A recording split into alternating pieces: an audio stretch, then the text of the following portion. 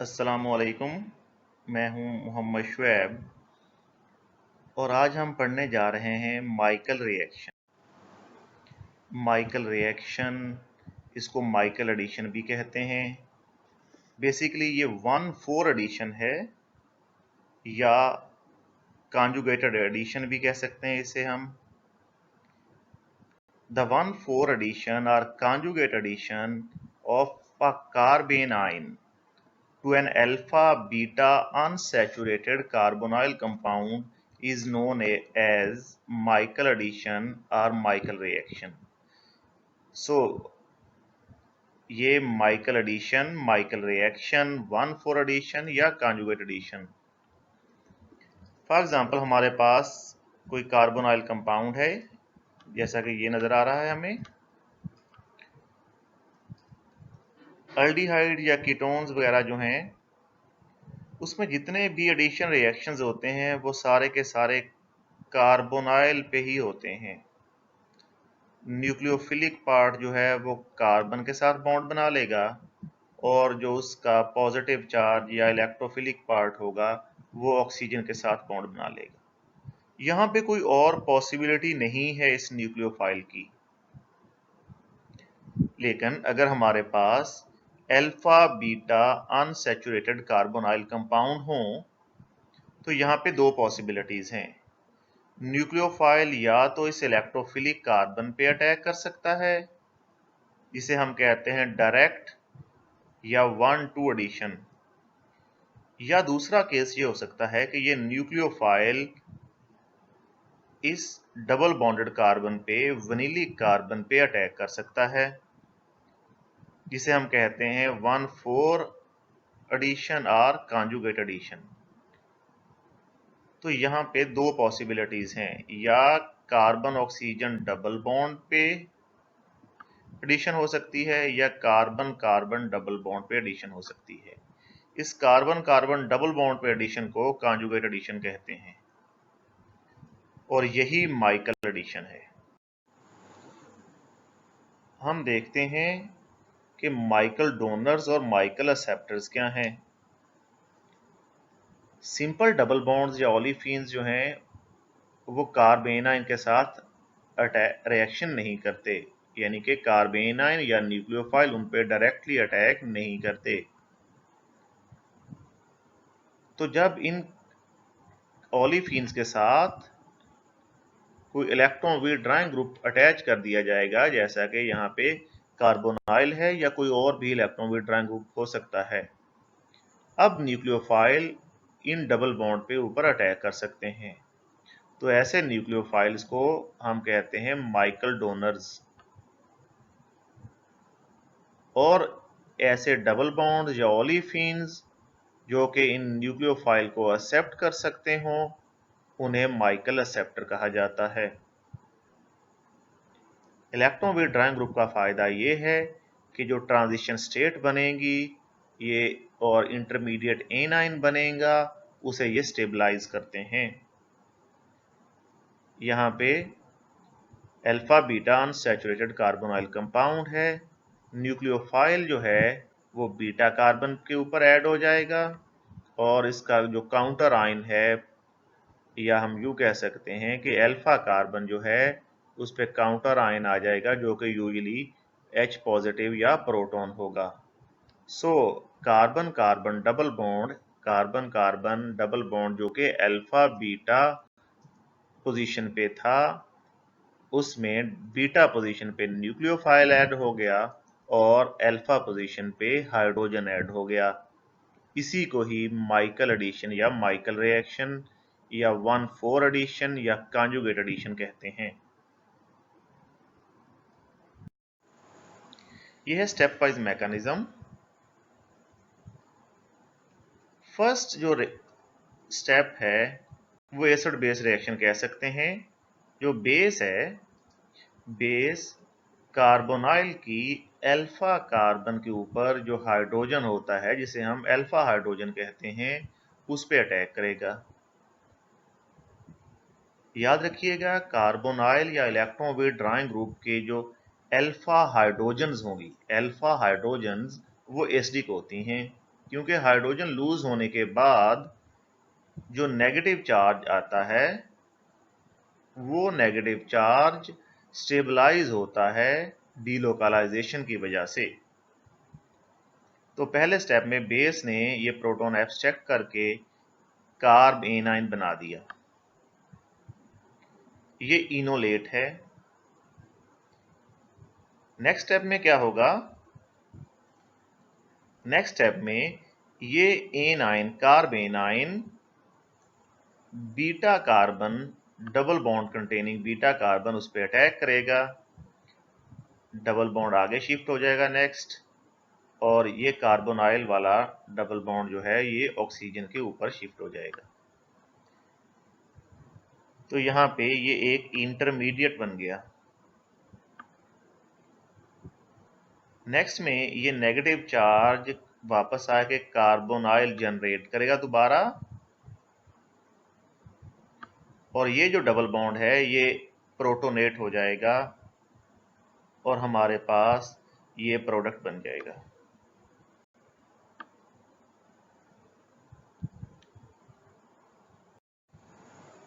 एक एग्जांपल है, हमारे पास है डाईइथाइल मेलानोएट, सोडियम एथोक्साइड बेस, उसकी प्रेजेंस में इसका रिएक्शन है अक्राइल एल्डिहाइड के साथ। हमारे पास ये प्रोडक्ट बनेगा। इसका मैकेनिज्म देखते हैं। पहले जो है एथोक्साइड बेस जो है, स्ट्रॉन्ग बेस, वो ये दोनों कार्बोनाइल कार्बन है, ये भी कार्बोनाइल कार्बन है और ये भी। इनकी अल्फा पोजीशन पे जो हाइड्रोजन होगा वो बहुत ज़्यादा एसिडिक होगा, तो बेस इस प्रोटॉन को एब्स्ट्रैक्ट कर लेगा, तो हमारे पास ये डाईइथाइल मेलानोएट कार्ब एनाइन में कन्वर्ट हो गया। ये नेगेटिव चार्ज इस डबल बॉन्ड कार्बन पे अटैक करेगा और हमारे पास इनोलेट इंटरमीडिएट बन जाएगा।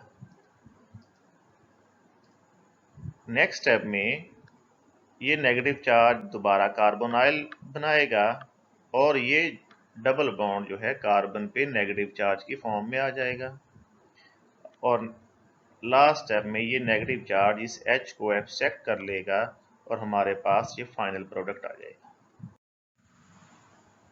अब हम देखते हैं माइकल रिएक्शन की कुछ सिंथेटिक एप्लीकेशंस। सबसे इंपॉर्टेंट एप्लीकेशन इस रिएक्शन की ये है कि कार्बन कार्बन बॉन्ड एस्टेब्लिश होने में ये हेल्प आउट करता है। यहाँ पे एक रिएक्शन है हमारे पास, साइक्लोहेक्सिनोन है डाईइथाइल मेलानोएट के साथ। जब इसका रिएक्शन करते हैं बेस की प्रेजेंस में, तो ये अल्फा कार्बन, जो दोनों कार्बोनाइल की अल्फा कार्बन है, जो एक्टिव मिथाइलिन ग्रुप है, एक्टिव मिथिलीन कहते हैं इसे, ये यहाँ पे अटैक करेगी और यहाँ पे बॉन्ड बना लेगी, जैसा कि हमने मैकेनिज्म में पहले देखा है। यहाँ पे चालकोन के साथ इसका रिएक्शन करवाया जाए तो ये एक्टिव मिथिलीन जो है इस पे नेगेटिव चार्ज आएगा और ये कार्बोनाइल की बीटा कार्बन के पे अटैक करके उसके साथ बॉन्ड बना लेगी।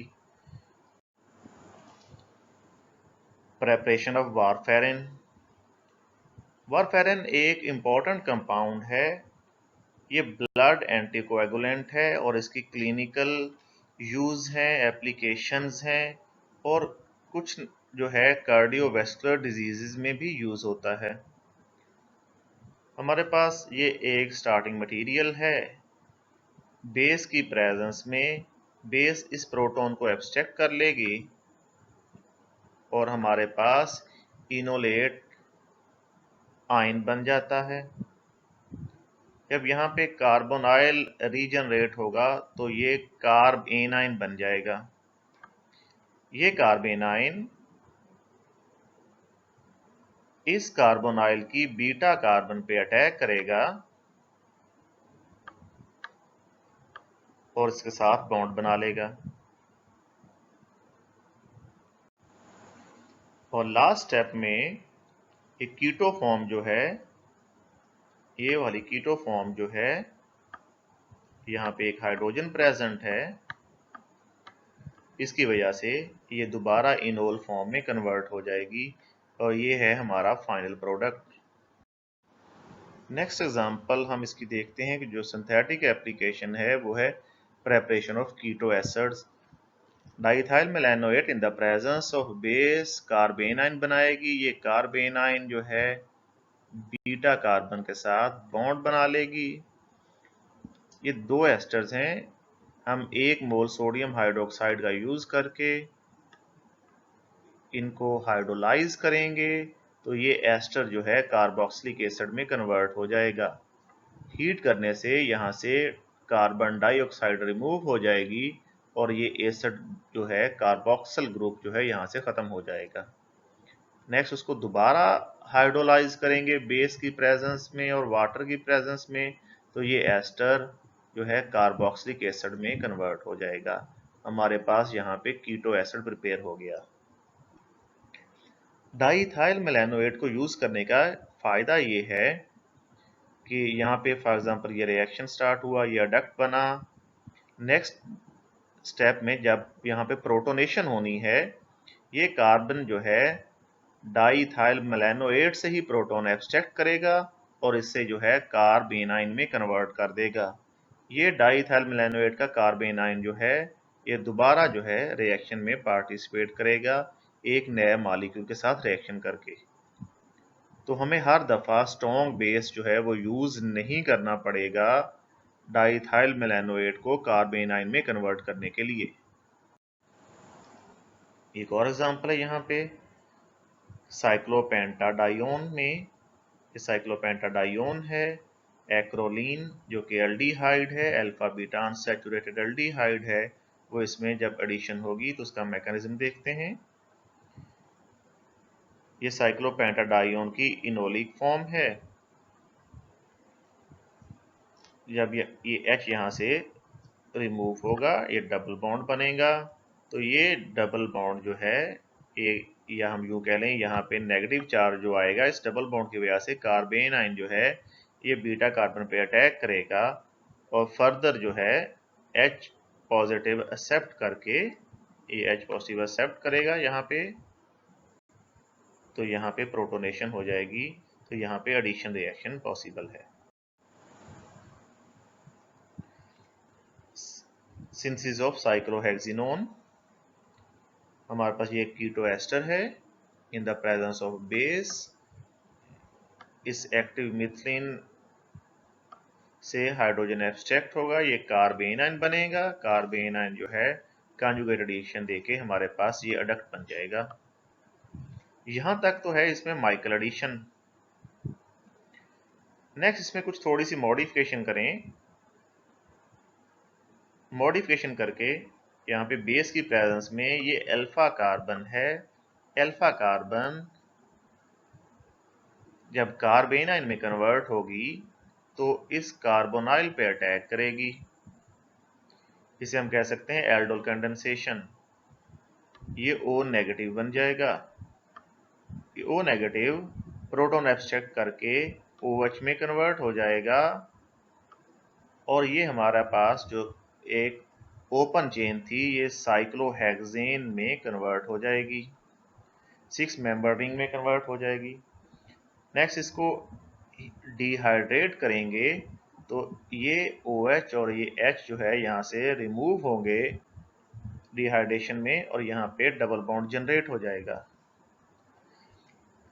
नेक्स्ट में इस एस्टर की बेस हाइड्रोलिसिस करेंगे तो ये एस्टर एसिड में कन्वर्ट हो जाएगा और फर्दर हीट करने से डीकार्बोक्सिलेशन हो जाएगी, तो हमारे पास साइक्लोहेक्सिनोन या हम कह सकते हैं सब्स्टिट्यूटेड साइक्लोहेक्सिनोन ये बन जाएगी। ये रिएक्शन बेसिकली रॉबिन्सन एनुलेशन भी इसे कहते हैं। ये माइकल एक्सेप्टर की फर्दर एक्सटेंशन या इसकी एप्लीकेशन के तौर पे भी हम कह सकते हैं इसे। Synthesis of डाइमिडोन। डाइमिडोन एक ऑर्गेनिक मोटिफ है जो कि बहुत से रिएक्शन मैकेनिज्म में यूज होता है और बहुत से ऑर्गेनिक सिंथेसिस में भी यूज होता है। हमारे पास alpha beta unsaturated carbonyl compound है, डाइथाइल मेलानोएट का इसका रिएक्शन करवाया, हमारे पास ये इंटरमीडिएट बना। इंटरमीडिएट में ये कार्बन जो है अल्फा कार्बन, ये एस्टी कार्बन है, कार्बेनाइन बनेगी फिर दोबारा, ये वंस अगेन कार्बन पे अटैक करेगी, लीविंग ग्रुप लीव कर जाएगा और ये हमारे पास साइक्लाइजेशन हो जाएगी। नेक्स्ट जो जैसे हम प्रीवियसली पढ़ चुके हैं कि ये एस्टर ग्रुप जो है हाइड्रोलाइज होगा और हीट से जो है ये यहाँ से रिमूव हो जाएगा, तो ये हमारे पास डाइमीडोन बन गया। माइकल एडिशन या माइकल रिएक्शन की एक मॉडिफिकेशन मोकेयामा माइकल एडिशन है। इसमें जो हम यूज करते हैं वो सैलाइल इनोल ईथर जो है किसी भी एस्टर का वो यूज किया जाता है, जो कि इनोन में ऐड होगा इन the presence of titanium chloride, जो कि लिविसेसड है, वो एज अ कैटालिस्ट बिहेव करेगा और फाइनल प्रोडक्ट हमारे पास बनेगी कीटो एस्टर।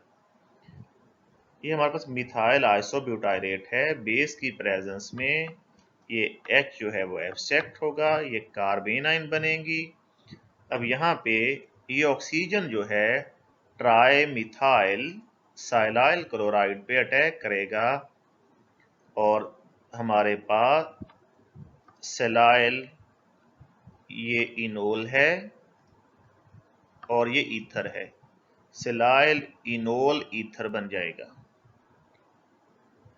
अब ये एज अ कार्बेनाइन बिहेव करेगा, ये ट्राईमिथाइल सालेन यहाँ से अच्छा लिविंग ग्रुप है, लीव कर जाएगा, यहाँ पे डबल बॉन्ड रीजनरेट होगा, तो ये जो है इस इनोन पे अटैक करेगा और हमारे पास ये प्रोडक्ट बन जाएगा। ये कीटो ग्रुप है और ये एस्टर है। ये कुछ और एग्जांपल्स हैं। डाइथाइल मेलानोएट, ये एक्टिव कार्बन है, ये जो है बीटा कार्बन पे ऐड होगी डबल बॉन्डेड पे। ये अगेन डाइथाइल मेलानोएट है, ये डाइथाइल फ्यूमेरेट जो कि सिमेट्रिकल कंपाउंड है, उसकी डबल बॉन्डेड कार्बन पे ऐड होगी, तो हमारे पास ये अडक्ट बनते जाएंगे। वंस अगेन डाइथाइल मेलानोएट है, ये मेजिटाइल ऑक्साइड की कार्बन पे ऐड होगी और हमारे पास ये प्रोडक्ट बनेगा। यहाँ पे अभी तक जितनी भी हमने एग्जांपल्स देखी उसमें कार्बोनाइल कार्बन ही था, जिसके साथ वाली कार्बन जो है, जिसकी अल्फा कार्बन जो है, हमने उसे एनाइन के तौर पे यूज किया। नाइट्रो जैसा कि हमने स्टार्ट में पढ़ा था, स्ट्रॉन्ग इलेक्ट्रॉन विड्रॉइंग ग्रुप जो है उनकी अल्फा पोजीशन एस्टिक होती है और वो कार्बेनाइन में कन्वर्ट हो सकती है। अब यहाँ पे ये कार्बन जो है वो अल्फा कार्बन, वो यहाँ पे अटैक करेगी, प्रोडक्ट बनेगा। और नाइट्रोप्रोपेन में भी ये वाली जो है अल्फा कार्बन जो है वो यहाँ पे अटैक करेगी। ऐसे कंपाउंड्स जो कि डायरेक्ट एडिशन जिन पे नहीं होती या माइकल एक्सेप्टर जो कि कंजुगेट एडिशन में गुड हैं, वो हम देखते हैं कौन कौन से हैं जो बेहतर हैं। Unsaturated nitro compounds, alpha beta unsaturated carbonyl compound के साथ जहां पे भी इलेक्ट्रॉन विड्रॉइंग ग्रुप लगे होंगे वो कॉन्जुगेट एडिशन ही देंगे। अल्किनाइल नाइट्राइल हो या अल्किनाइल नाइट्रो कंपाउंड्स हो, यहाँ पे भी C ट्रिपल बॉन्ड N है, इलेक्ट्रॉन विड्रॉइंग है, ये नाइट्रो ग्रुप भी इलेक्ट्रॉन विड्रॉइंग है। तो यहाँ पे डायरेक्ट एडिशन नहीं होती बल्कि कॉन्जुगेट एडिशन होती है, जैसा कि यहाँ पे भी एक एग्जांपल है। ये बेसिकली इन अमाइन है, इन डबल बॉन्ड अमाइन ये वाला है, अमाइन की वजह से ये भी एज ए कार्बेनाइन कह सकते हैं या इनोलेट के इक्विवेलेंट के तौर पे बिहेव करते हैं। ये यहाँ पे नाइट्रोजन का लोन पेयर जो है आगे शिफ्ट होगा यहाँ पे और ये एनाइन के तौर पे बिहेव करेगा, इस कार्बन पे अटैक होगा और दूसरी कार्बन पे जो है प्रोटोनेशन हो जाएगी। कीटोन जो है in the presence of strong base lithium diisopropyl amide lithium enolate बनाएंगे जो कि कॉन्जुगेट एडिशन देते हैं। लेस इलेक्ट्रोफिलिक कंपाउंड जो हैं वो कॉन्जुगेट एडिशन देंगे। कुछ और एग्जांपल्स हैं ऐसे कंपाउंड जो कि एक्टिवेटेड हैं टुवर्ड कॉन्जुगेट एडिशन। इनमें एक्सोमिथिलीन लैक्टोन्स, ये लैक्टोन्स हैं, ये इनके एक्सोमिथिलीन है। एक्सोमिथिलीन कीटोन्स हैं, विनाइल कीटोन्स हैं, जैसा कि अभी हमने बहुत से देखे हैं ये, और मैनिश बेसिस हैं। कुछ और भी मॉडिफिकेशन कर सकते हैं। अगर इलेक्ट्रॉन विथड्रॉइंग ग्रुप ऐसे जो कि अल्फा पोजीशन पे ऐड कर सकें और बाद में हम उनको जब कार्बन कार्बन बॉन्ड बन जाए उसके बाद जब हम इजीली रिमूव कर सकें, तो ऐसे कंपाउंड्स भी कॉन्जुगेट एडिशन देते हैं। यहाँ पे कॉन्जुगेट एडिशन होगी और ये इस एस्टर को हम रिमूव कर सकते हैं। यहाँ पे ये फिनाइल थायो को रिमूव कर सकते हैं, यहाँ पे फिनाइल सल्फिनाइल को रिमूव कर सकते हैं, यहाँ पे ट्राईमिथाइल साइलाइल रिमूव हो सकता है और यहाँ पे ब्रोमाइड रिमूव हो सकता है। ये भी कॉन्जुगेट एडिशन को फेवर करेंगे, उसे इन्हांस कर देंगे या एक्टिवेट कर देंगे। लास्ट पे हम देखते हैं कॉन्जुगेट एडिशन और डायरेक्ट एडिशन कहाँ कहाँ पे होगी। ऐसे न्यूक्लियोफाइल जो कि स्ट्रॉन्ग बेसिस हैं, जिनमें ऑर्गेनोलिथियम, अल्काइल ग्रुप के साथ लिथियम हो, ग्रिग्नार्ड रीजेंट हो, अमाइंस हो या लिथियम एल्यूमिनियम हाइड्राइड हो, ये डायरेक्ट एडिशन देंगे। जबकि ऐसे न्यूक्लियोफाइल जो कि वीक बेस हों या अल्काइल लिथियम क्यूप्रेट हों, सायानाइड्स हों, इनोलेट्स हों जो कि हमने देखे हैं, इसके अलावा थायोल या क्यूप्रस हाइड्राइड, ये कॉन्जुगेट एडिशन देंगे। और लास्ट पे अल्डिहाइड और एसिड हैलाइड जो कि ज्यादा इलेक्ट्रोफाइल हैं, इनमें जो कार्बन होती है वो ज्यादा इलेक्ट्रोफिलिक है, तो न्यूक्लियोफाइल उस पे अटैक करके डायरेक्ट प्रोडक्ट देगा। जबकि कीटोन्स और एस्टर, इनमें कार्बन जो है वो उतनी ज्यादा इलेक्ट्रोफाइल नहीं होती, तो कीटोन और एस्टर में कॉन्जुगेट एडिशन जो है वो एक मेजर फिनोमेना होगा। ये तो था माइकल रिएक्शन या माइकल एडिशन, 1,4 एडिशन या कॉन्जुगेट एडिशन। इसमें कुछ एग्जांपल्स जो हैं वो एडवांस भी दी गई हैं और कुछ जो है वो बेसिक से भी स्टार्ट किया गया है। Thank you.